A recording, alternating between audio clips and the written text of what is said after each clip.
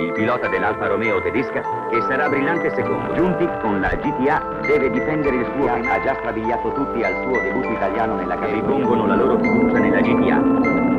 Il triestino al via, le GTA dell'Aus Delta balzano al comando.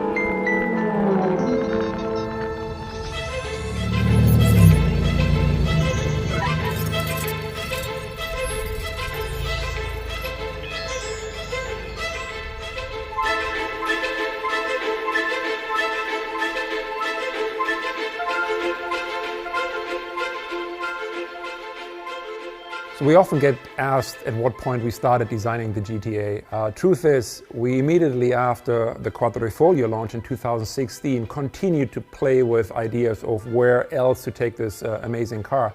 So it was actually over the course of many, many years that we started sketching on a more extreme version of the Giulia. And for the 110th anniversary, it seemed to be the right time to actually show this creation. When we thought about the anniversary, we wanted to bring something very unique on the market. We wanted to celebrate this, and the best celebration that you can do is to bring a new car for the Alfisti, for the customers, for all the ones who are fallen in love with Alfa Romeo. So we tried to create a link between the current range that we have with the Giulia and the Stelvio and the history that we had. So really this car, more than a celebration of the anniversary, is a gift. It's a gift for 500 customers, is a gift for 500 people who love Alfa Romeo.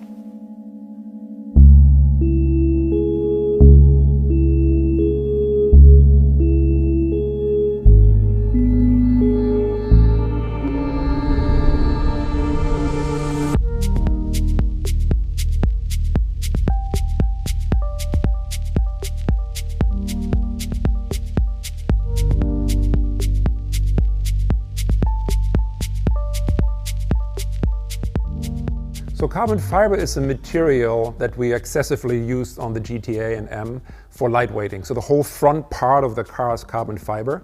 A lot of the carbon fiber you don't even see. The hood, for example, is carbon fiber. The fender are carbon fiber. The whole front fascia is carbon fiber, but it's painted, so it's not really visible. But then there's a lot of exposed parts of carbon fiber, the aero pieces. We also have the wheel arch extension in the back, the rear wing. Those are exposed carbon fiber pieces. We actually like very much working with carbon fiber. It's a material that can almost do anything. But the two differences you need to understand when working with carbon fiber, and you really have to pay attention to in the design phases, what will become aesthetic and therefore will be shown, and what is non-aesthetic. And you can see when you look at a real performance car, even all the way up to Alfa Romeo racing a Formula One car, a group that we worked hand in hand with and helped us tremendously with the development of these parts. We discovered very much the impact, the aesthetic impact, and the difference between aesthetic carbon fiber and non-aesthetic carbon fiber. So we had to make deliberate choices and made sure that the parts that were exposed really were aesthetic. And what that means is basically you really have to pay attention to the orientation of the carbon fiber weave, for example, whereas when you paint it later, you can't just do it any way you want. So there's really differences in how you have to approach it, but carbon fiber is a wonderful material to work with. So when we designed the Giulia GTA, when we had it in the studio, you can imagine that our walls were filled with reference images of the original GTA. And one thing you can't escape looking at these images were some of these iconic liveries. And what I really liked about them is they had a completely different solution than you saw on maybe other brands at that time, with this kind of dipped nose. And the dipped nose basically was done back in the day to identify the driver. So the car either had a complete nose in white or in light blue or in ochre and this kind of burnt yellow. And that's something we thought was really, really cool. So when the car was done, when the GTA was done, we thought this would be a nice opportunity for our customers, if they so wish, to also apply this kind of historic livery.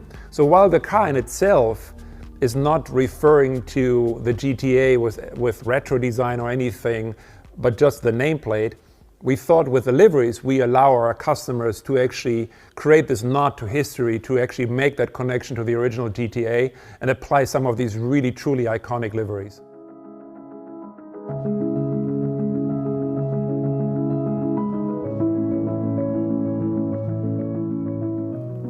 I'm Fabio Migliavacca. I'm the head of product marketing for Alfa Romeo in the EMEA market. We decided to achieve 540 horsepower because it was enough to our target. It was a power to weight ratio, and so reducing the weight we had the possibility to reach the performance that we wanted without adding too much power. Also because the idea was to keep the rear wheel drive.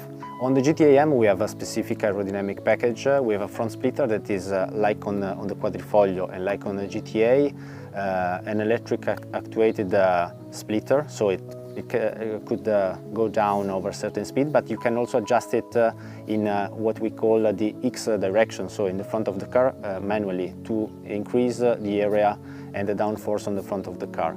In the same way, on the back of the car we have this huge rear wing that is adjustable, so the central part could be inclinated in a different position, adjustable manually from the customer, and we will give some guideline to the customer depending from the circuit where the customer will drive for a track day or something like that, giving the aero setup that is the ideal one for that circuit. We worked on the weight reduction on the GTA M and the GTA, working from every single particular of the car. If you look outside the car, the front fascia of the GTA and the GTA M are totally revised for the aerodynamic needs, but are made also in carbon fiber, so reducing the weight. The pieces of the car has been redesigned. For example, the windscreen of the GTA and GTA M is thinner than the standard Quadrifoglio, reducing the weight.